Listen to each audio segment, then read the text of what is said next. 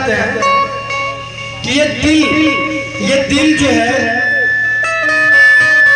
किसी को भी दे सकते हैं, चाहे दुर्गा माँ को लगाए या अपने माँ बाप को लगाए या अपने मित्र लोगों को लगाए।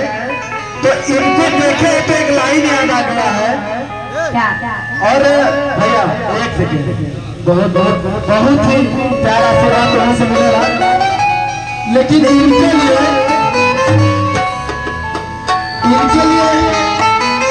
एक लाइन याद आया है, आप लोग अन्यथा मत लीजिएगा।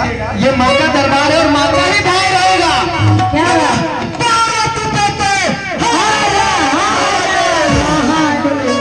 इनके लिए भाव याद आया है, थोड़ा सा इनको देखने दीजिए। अरे किसने दिल दिया